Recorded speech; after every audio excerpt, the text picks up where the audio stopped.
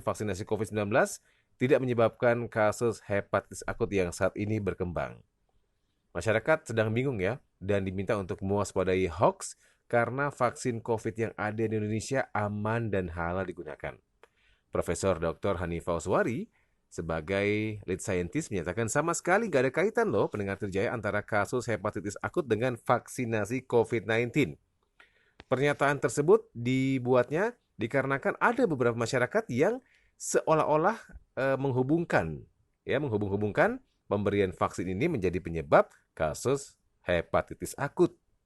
Ditegaskan oleh Hanifah bahwa sama sekali nggak ada bukti konkret ditemukan. Tidak ada bukti yang sesuai dengan dugaan ini. Awal mulanya biasa ya. Awal mula sosmed, kemudian ada klaim bahwa vaksin ini yang merupakan penyebab pemicunya hepatitis akut yang menjangkiti ratusan anak di dunia.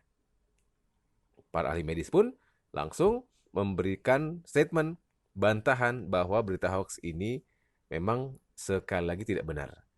Direktur Pusat Pendidikan Vaksin di Rumah Sakit Anak Philadelphia, Dr. Pale Ovid, menegaskan bahwa terdapat perbedaan adenovirus yang terkandung dalam hepatitis dengan yang disuntikan dalam vaksin. Dalam kasus hepatitis akut, ternyata mengandung adenovirus bertipe 41, sedangkan untuk adenovirus yang terdapat dalam kandungan vaksin COVID-19 seperti merek Johnson & Johnson bertipe 26. Jadi sama-sama adenovirus tapi ini beda. Jangan mentang-mentang kalimatnya sama disama-samain semuanya.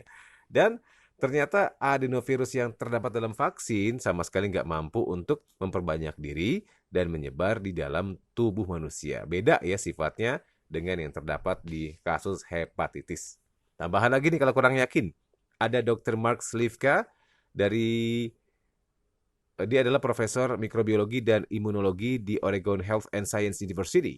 Dia bilang ternyata terdapat beberapa kasus hepatitis akut yang menjangkiti anak, padahal sama sekali dirinya belum menerima vaksin COVID. Jadi sekali lagi, tidak ada kaitannya. Yang bisa ditingkatkan yaitu kewaspadaan, termasuk pemerintah akan segera menerbitkan surat edaran nomor HK0202-C 2022 tentang kewaspadaan terhadap penemuan kasus hepatitis akut yang tidak diketahui etiologinya.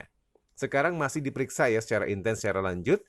Makanya sabar dulu pendengar terjaya, pihak Kemenkes juga sudah menetapkan beberapa tempat seperti Rumah Sakit Penyakit Infeksi Profesor Dr. Sulianti Saroso dan Laboratorium Fakultas Kedokteran UI sebagai tempat pemeriksaan spesimen lebih lanjut. Selain itu, pencegahan dan pengendalian infeksi juga harus dikerahkan dari penyediaan tenaga kesehatan dan juga fasilitas pelayanan kesehatan bagi masyarakat. Intinya kita diharapkan bijak, kita diharapkan nggak mudah percaya dengan informasi yang beredar begitu saja di media sosial. Karena akan menambah rasa cemas kita. Tapi kalau Anda menerima informasi dari orang-orang Anda kenal, boleh cek silang, cross-check terhadap sebuah informasi dengan menuju Anda ke media mainstream, misalnya Terjaya FM. Kami kan punya akses, nanti kita tanya ke Kemenkes dan sebagainya. Dengan kesadaran ini, maka beragam hoax tentang vaksin bisa diberantas.